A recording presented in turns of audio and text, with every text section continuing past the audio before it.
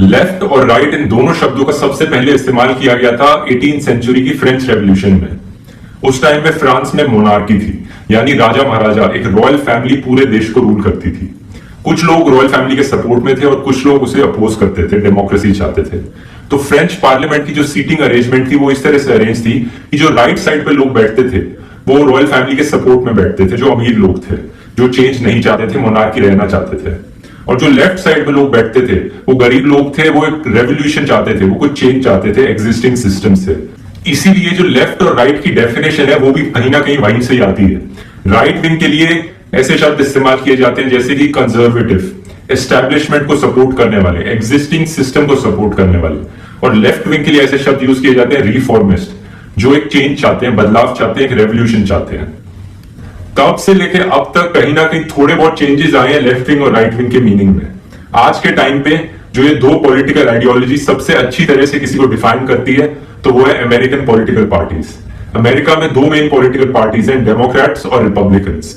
Democrats को हमेशा left wing party कहकर बुलाया जाता है और रिपब्लिकन्स को राइट विंग पार्टी कहकर बुलाया जाता है। कुछ ऐसी पॉलिसीज हैं, कुछ ऐसे डिसीजन है, अलग अलग ओपिनियंस है अलग अलग चीजों पे, जो लेफ्ट विंग के रहते हैं और कुछ राइट विंग के रहते हैं। जो लेफ्ट विंग पार्टीज हैं और लोग हैं उनके जनरली ओपिनियन ये रहे हैं कि वो रिलीजन और गवर्नमेंट को सेपरेट रखना चाहते हैं। वो सेम सेक्स मैरिज को सपोर्ट करते हैं, डेथ पेनल्टी के खिलाफ होते हैं, इमिग्रेशन को ओपन रखना चाहते हैं, अमीर लोगों पे टैक्सेस बढ़ाना चाहते हैं और जनरली ग्लोबलाइजेशन को सपोर्ट करते हैं, इमिग्रेशन को सपोर्ट करते हैं ओपनली। और जो राइट विंग पार्टीज और लोग होते हैं उनके ओपिनियंस नॉर्मली इसके बिल्कुल ऑपोजिट होते हैं। वो चाहते हैं कि रिलीजन और गवर्नमेंट साथ ही साथ रहे और पूरी कंट्री का एक ऑफिशियल स्टेट रिलीजन हो।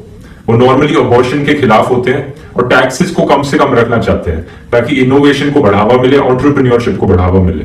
कहीं ना कहीं कैपिटलिज्म को सपोर्ट करते हैं वो। इनके इमिग्रेशन पे क्लोज व्यूज होते हैं, ये उसको रिस्ट्रिक्टेड रखना चाहते हैं ताकि जितना ज्यादा पॉसिबल हो सके कंट्री के जो कल्चर है उसे कंजर्व किया जा सके, इसलिए इन्हें कंजर्वेटिव्स भी कहते हैं। जाहिर सी बात है, ये बहुत ही आम बात है कि किसी पॉलिटिकल पार्टी आदमी के ऐसे भी ओपिनियंस हो सकते हैं कि वो कुछ चीजें लेफ्ट विंग की सपोर्ट करता हो और कुछ चीजें राइट विंग की सपोर्ट करता हो। और बिल्कुल ऐसा होता है, इसलिए इसको एक बेटर तरीका बताने का ये होता है कि कौन सी पार्टी लेफ्ट लीनिंग है, यानी ज्यादातर उसके ओपिनियंस लेफ्ट विंग को सपोर्ट करते हैं, या फिर राइट लीनिंग है जिसके ज्यादातर ओपिनियंस राइट विंग को सपोर्ट करते हैं। लेफ्ट और राइट के इतने सारे ओपिनियंस को एक और तरीके से क्लासिफाई किया जा सकता है, वो ये है कि लेफ्ट और राइट को economical left wing right wing या फिर social left wing right wing में बांट डालो।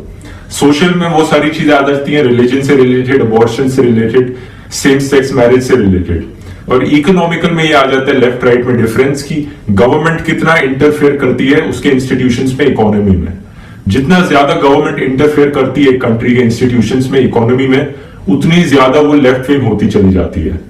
और जितना कम वो इंटरफेयर करती है कंट्री की इकोनॉमी में, उतनी ज्यादा वो राइट विंग होती चली जाती है इकोनॉमिकली। अब यहां पर आती है हमारी कम्युनिज्म की डेफिनेशन। उसको एक्सट्रीम लेफ्ट विंग पे डिफाइन किया जाता है क्योंकि वो ज्यादातर इकोनॉमिकली वो चाहती है कि गवर्नमेंट का इकोनॉमी पे टोटल कंट्रोल रहे। सोशलिज्म को सेंटर लेफ्ट पे डिफाइन किया जाता है क्योंकि वो चाहते हैं कि गवर्नमेंट थोड़ा बहुत कंट्रोल रखे इकोनॉमी पे। जो सेंटर राइट और एक्सट्रीम राइट पे लोग आते हैं वो चाहते हैं जितना ज्यादा इकोनॉमी को गवर्नमेंट से सेपरेट किया जा सके उतना बेहतर है। उसके लोग मानते हैं कि मार्केट को जितना इंडिपेंडेंट रखा जाएगा उतना ज्यादा कंट्री के लिए बेहतर होगा। कि लेफ्ट या राइट दोनों में से कौन सी पॉलिटिकल आइडियोलॉजी बेस्ट है, मैं चाहता हूं आप इस पे थोड़ा सा सोचिए। लेफ्ट विंग बेटर है या राइट विंग बेटर है? लेकिन राइट और लेफ्ट में दोनों में कुछ ऐसी अच्छी चीजें हैं जो कि सेंटर के लिए यूज की जा सकती हैं। जैसे कि इकोनॉमिकली राइट विंग रहना बेटर रहता है अगर कंट्री के मार्केट जितने ओपन रखे जाएं।